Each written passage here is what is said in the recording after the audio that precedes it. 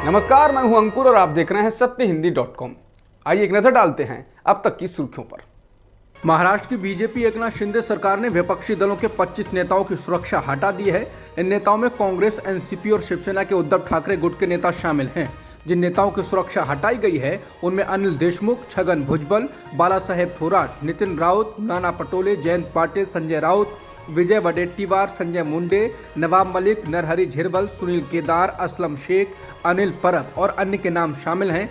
NCP के नेता और राज्य के पूर्व मुख्यमंत्री अजित पवार और पूर्व गृह मंत्री दिलीप वलसे पाटिल की सुरक्षा को जेड कैटेगरी से घटाकर Y+ कर दिया गया है। हालांकि एनसीपी के मुखिया शरद पवार, उनकी बेटी और बारामती लोकसभा सीट से सांसद सुप्रिया सुले सहित उनके परिवार की सुरक्षा बरकरार रखी गई है। केंद्रीय परिवहन मंत्री नितिन गडकरी ने टाटा एयरबस प्रोजेक्ट को महाराष्ट्र में ही लगाए जाने को लेकर 3 हफ्ते पहले टाटा ग्रुप के चेयरमैन को पत्र लिखा था। बता दें, अब ये प्रोजेक्ट गुजरात के वडोदरा में लगेगा, जबकि बीजेपी एकनाथ शिंदे सरकार ने कहा था यह प्रोजेक्ट नागपुर में आएगा।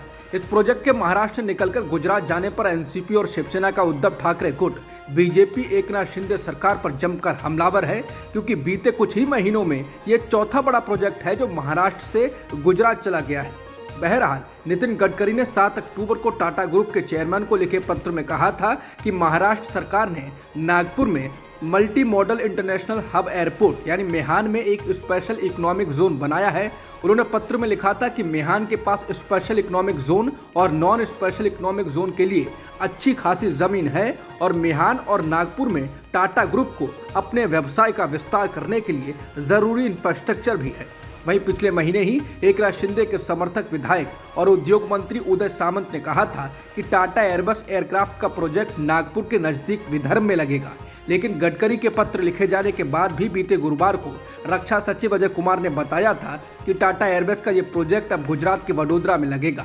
मालूम हो कि ये प्रोजेक्ट 22,000 करोड़ का है और इसके तहत C-295 विमान बनाए जाने हैं। ऐसा पहली बार होगा जब निजी कंपनियां भारत में सैन्य विमान बनाएंगी। C-295 को नागरिक और सैन्य उपयोग के लिए इस्तेमाल किया जा सकेगा। इस प्रोजेक्ट के महाराष्ट्र से निकलकर गुजरात जाने पर पूर्व कैबिनेट मंत्री आदित्य ठाकरे ने नाराजगी जताई। उन्होंने कहा कि वो जुलाई से ही इस बारे में आवाज उठा रहे थे। आदित्य ठाकरे ने सवाल उठाया है कि अब महाराष्ट्र सरकार के उद्योग मंत्री 4 प्रोजेक्ट के राज्य से बाहर जाने के बाद अपने पद से इस्तीफा देंगे। कांग्रेस के पूर्व अध्यक्ष राहुल गांधी ने ट्विटर के नए बॉस एलन मस्क को बधाई दी है। राहुल ने कहा कि उन्हें उम्मीद है कि अब ट्विटर हेट स्पीच के खिलाफ कार्रवाई करेगा। बताना होगा कि एलन मस्क ने ट्विटर को खरीद लिया है और खरीदने के तुरंत बाद इस सोशल मीडिया प्लेटफॉर्म के बड़े अफसरों को उनके पदों से हटा दिया है। इनमें सीईओ के पद पर रहे पराग अग्रवाल, कानूनी और नीतिगत मामलों की प्रमुख विजया गड्डे, मुख्य वित्तीय अधिकारी नेट सेगल का नाम भी शामिल है। राहुल ने अपने ट्वीट में कहा है कि उन्हें यह भी उम्मीद है कि अब ट्विटर और अधिक मजबूती के साथ तथ्यों की जांच करेगा और सरकार के दबाव की वजह से भारत में विपक्षी आवाज को नहीं दबाएगा। राहुल गांधी ने अपने ट्वीट में ग्राफ को भी शेयर किया है। इस ग्राफ में राहुल गांधी के ट्विटर अकाउंट में की गई गड़बड़ी को बताया गया है। राहुल गांधी ने इस ग्राफ के जरिए बताया है कि अगस्त 2021 से फरवरी 2022 के बीच ट्विटर पर उनके नए फॉलोअर्स की संख्या को बढ़ने से रोक दिया गया था और उस दौरान ट्विटर को इस बारे में 20 बार शिकायत की गई, लेकिन ट्विटर ने कोई कार्रवाई नहीं की। आतंकवादी समूहों द्वारा टेक्नोलॉजी के बढ़ते दुरुपयोग को लेकर भारत के विदेश मंत्री एस जयशंकर ने शनिवार को कहा कि सोशल मीडिया प्लेटफॉर्म्स और इंटरनेट का उपयोग अब अक्सर कट्टरता और समाज को अस्थिर करने के लिए प्रचार प्रसार के लिए किया जाता है। नई दिल्ली में यूएनएससी की आतंकवादी रोधी समिति की विशेष बैठक में जयशंकर ने कहा कि आतंकवादी अक्सर स्वतंत्रता, सहिष्णुता और प्रगति को निशाना बनाने के लिए तकनीक, धन और खुले समाज के लोकाचार का इस्तेमाल करते हैं। उन्होंने कहा कि इंटरनेट और सोशल मीडिया प्लेटफॉर्म आतंकवादी समूहों के टूल किट में शक्तिशाली औजार बन गए हैं। यूपी से बीजेपी सांसद वरुण गांधी ने यूपी पुलिस भर्ती को लेकर प्रदेश की बीजेपी सरकार को घेरा है।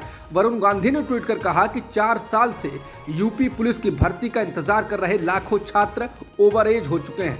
ना भर्ती मिली, ना कोई उम्मीद। सोशल मीडिया पर वो लगातार अपनी आवाज उठा रहे हैं पर सुनवाई नहीं है। यही छात्र जब सड़क पर आएंगे तब उन पर उपद्रवी होने का आरोप लगेगा। क्या ये अन्याय नहीं है?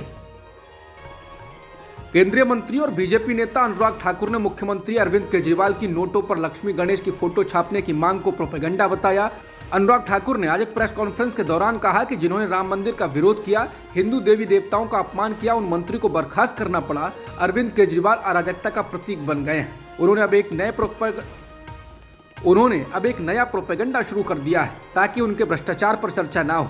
उन्होंने कहा कि आप दिल्ली में मुस्लिम इमामों को हर साल 18,000 रुपए देते हैं कि आप पंडितों, गुरुद्वारे के ग्रंथियों और पादरियों को भी 18,000 की वही रकम देंगे। आप ये क्यों नहीं कर सकते?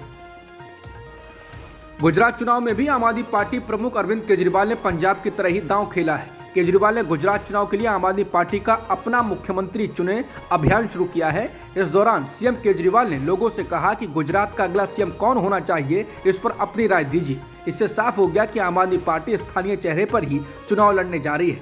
ऐसे ही पंजाब में किया था। हालांकि अभी ये साफ नहीं है कि गुजरात में आम आदमी पार्टी का सीएम फेस कौन होगा। पार्टी संयोजक अरविंद केजरीवाल ने ऐलान किया कि इसके लिए आम आदमी पार्टी कैंपेन चलाएगी और लोगों से सुझाव मांगेगी। केजरीवाल ने कहा कि हम चाहते हैं कि गुजरात के लोग हमें बताएं कि अगला मुख्यमंत्री कौन होना चाहिए। हम एक नंबर और एक ईमेल आईडी जारी कर रहे हैं। आप 3 नवंबर को शाम 5 बजे तक इस पर अपनी राय भेज सकते हैं। हम 4 नवंबर को परिणाम घोषित कर देंगे। लोक जनशक्ति पार्टी रामविलास के अध्यक्ष चिराग पासवान बिहार में होने जा रहे उपचुनाव में बीजेपी के लिए प्रचार करेंगे।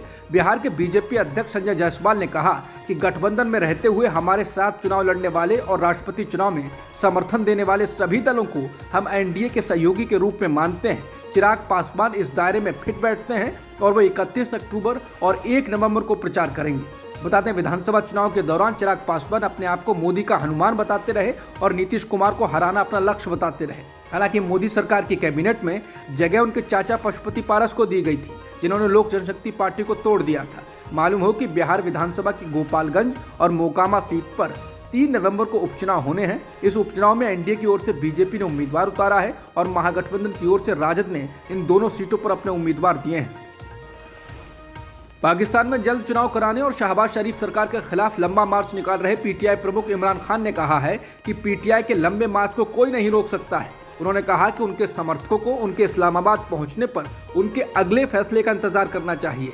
एक टीवी चैनल द्वारा ट्वीट किए गए एक वीडियो में उन्होंने एक पत्रकार से कहा कि जब हम इस्लामाबाद पहुंचेंगे तो क्या होगा, आपको इंतजार करना होगा कि मैं इस्लामाबाद पहुंचने के बाद क्या फैसला करता हूं। बता दें, इमरान खान आर्मी से लेकर आईएसआई और सरकार को निशाने पर ले रहे हैं और इसी क्रम में वो लाहौर से इस्लामाबाद के लिए लॉन्ग मार्च निकाल रहे हैं, जिसे हकीकी आज़ादी मार्च का नाम दिया गया है। वहीं सत्तारूढ़ दलों का कहना है कि इमरान खान हकीकी मार्च की आड़ में निजी राजनीतिक लड़ाई लड़ रहे हैं। अब तक की खबरों में इतना ही। बाकी खबरों के लिए बने रहिए सत्यहिंदी.com के साथ।